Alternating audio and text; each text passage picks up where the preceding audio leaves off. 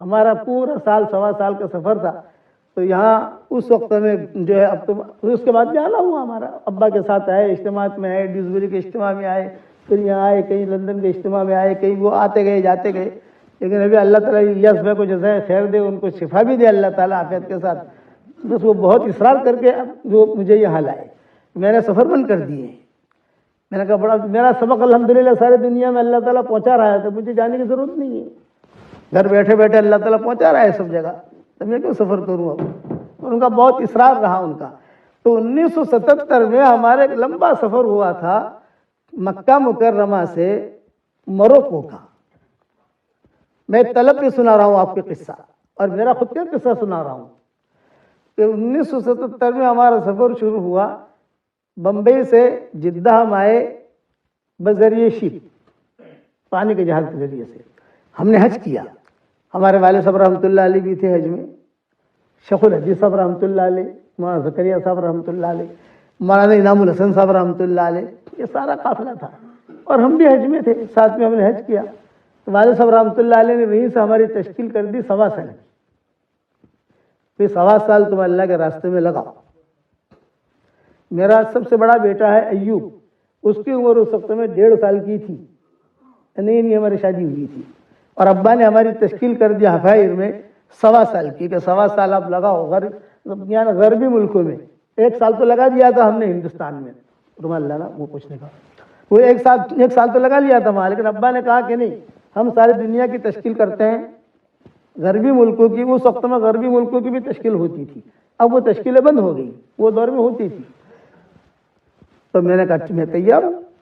حضرت جی سے ملاقات کرائی، حضرت شیخ الحدیث صاحب سے ملاقات کرائی، مولانا سیف خان صاحب رحمۃ اللہ علیہ سے ملاقات کرائی. میں 1.25 سال کے لیے تیار ہے. بہت اچھا. تو مکہ مکرمہ میں ہم نے حج کیا. حج کر کے مدینہ منورہ آئے. مدینہ منورہ جب ہم آئے تو ہماری جماعت کی تشکیل ہوئی. 4 آدمی 5 آدمی جو بھی تھے تشکیل کر کے روانگی کی بات طے ہوئی مولانا سید خان صاحب رحمۃ اللہ علیہ کی.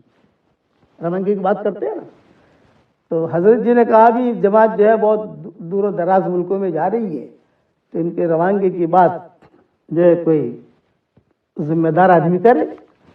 حضرت نے کہا مولانا سید خان صاحب جو ہے یہ روانگی کی بات کریں گے.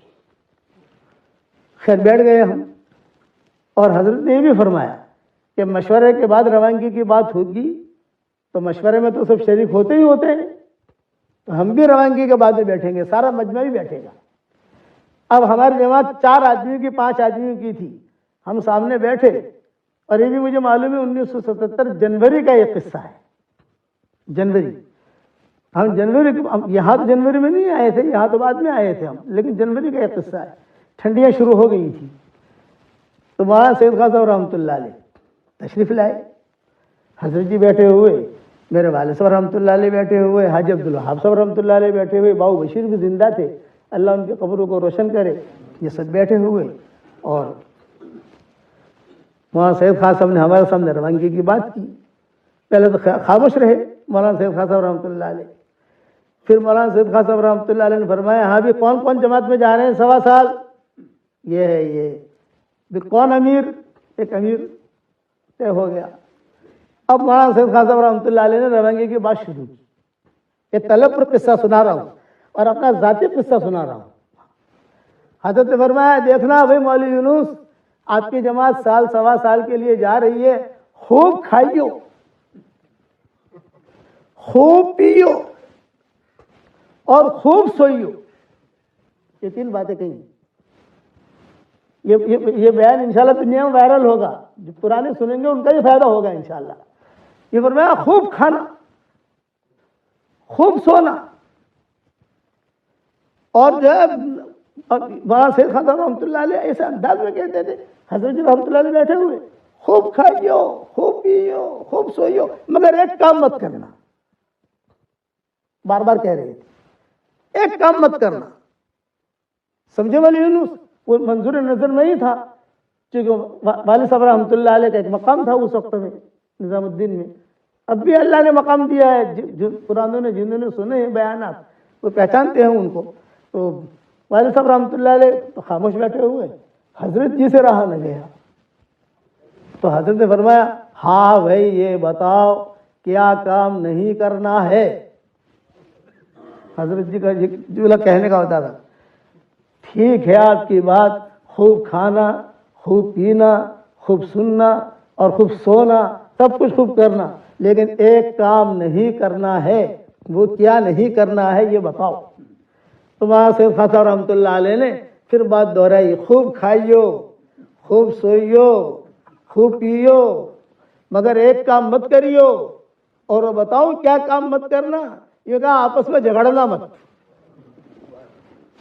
اتنی بات بتائی میں نے. پھر وضاحت کی ملکوں میں جا کر اگر تم جھگڑو گے تو ملکوں میں جھگڑا پھیلے گا، اور ملکوں میں جا کر محبتوں سے رہو گے تو ملکوں میں محبتیں پھیلیں گی. تو ہمارا یہ کام جو ہے جھگڑا پھیلانے کا نہیں ہے، ہمارا یہ کام محبت پھیلانے کا ہے. یہ مولانا سید خاصا رحمۃ اللہ علیہ نے فرمایا. 1977 کی بات کر رہا ہوں. اس وقت میں میری عادت تھی، میں اب بھی میرے کاتی رہتی ہے، میں چلتے چلتے میرا کام کرتا رہتا ہوں. یہاں ابھی میرا قرآن کا ترجمہ لفظ بلفظ آ رہا ہے، وہ رات میں نے اس رات کو دکھایا بھی، وہ لے کر آیا ہوں. یہاں پر ہوائی جہاز میں کام کروں گا، یہ کروں گا، تب جا کر جو قرآن ہمارے تیار ہوتے ہیں الحمدللہ. انگریزی کا بھی میرا قرآن آ گیا ہے الحمدللہ چھپ کر، میں نے مولانا کی خدمت سے پیش کر دیا. آپ کی اس مسجد میں رکھ دیں گے کہیں پر بھی انشاءاللہ. تھوڑا تھوڑا پڑھنا اس کو تو فائدہ ہوگا. بہت آسان انگریزی ہے الحمدللہ.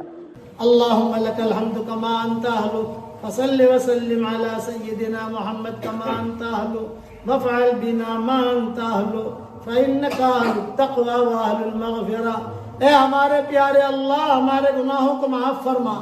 اے ہمارے پیارے اللہ اس بستی کے سارے لوگوں کو قبول فرما، ان کے عورتوں کو قبول فرما، ان کے بچوں کو قبول فرما، ان کے مردوں کو قبول فرما، ان کے چھوٹے بچوں کو قبول فرما، ان کے پوتوں کو قبول فرما، نواس اور نواسیوں کو قبول فرما، پوتیوں کو قبول فرما. اے اللہ میری تشکیل پر جو 313 مرتبہ سورہ اخلاص پڑھنے کی عادت ڈالے، 313 مرتبہ استغفار پڑھنے کی عادت ڈالے، 313 مرتبہ درود شریف پڑھنے کی عادت ڈالے، 313 مرتبہ سورہ فاتحہ پڑھنے کی عادت ڈالے. اے اللہ اس کی ساری دعاؤں کو قبول فرما، اس کی پریشانیوں کو دور فرما، اس کی حاجتوں کا غیب سے تکفل فرما. اے اللہ جس کرم سے آپ نے ہمیں یہاں جمع کیا ہے، تیرے اسی کرم سے جنت الفردوس میں ہمارے قیامت تک کے آنے والی نسلوں کے ساتھ تو ہم سب کو جمع فرما دے. اے اللہ جن کے لڑکے اور لڑکیاں شادی کے لائق ہوں، غیر شادی شدہ ہوں، بہترین جوڑوں کا ان کے لیے انتظام فرما. جو بے اولاد ہوں نیک صالح اولاد انہیں نصیب فرما. جن کے اولاد تو ہے مگر نافرمان ہے، ان کے نافرمان اولاد کو فرما بردار بنا دے. اے خوبصورت پردے والے، اے خوبصورت چادر والے، ہمارے عیبوں پر پردے ڈال دے، مستبد الاخیار میں شامل فرما دے. اے اللہ تیرے نبی نے کہا ہے الخلق عیال اللہ، ساری مخلوق اللہ کا کنبہ ہے. اے اللہ انسان بھی اگر کوئی بیمار ہو تو ان کو شفا عطا فرما، جنات اگر بیمار ہو تو ان کو شفا عطا فرما، اور جانوروں میں کوئی بیمار ہو تو ان کو بھی شفا عطا فرما. یہ سارے کے سارے تیرے کنبہ ہے. شیر میں بیمار ہو اس کو بھی شفا دے، مچھلیاں بیمار ہو تو ان کو بھی شفا دے، اور چیونٹیاں بیمار ہو تو ان کو بھی شفا دے، اور انسان بیمار ہو تو ان کو بھی شفا دے. اے اللہ جو ہارٹ کے مرض میں مبتلا ہے عافیت سے انہیں شفا عطا فرما. کوئی ڈائبٹیز کے مرض میں مبتلا ہے، اے اللہ تو ان کو شفا عطا فرما. اے اللہ کسی کے گھٹنوں میں تکلیف ہے اس کو شفا عطا فرما.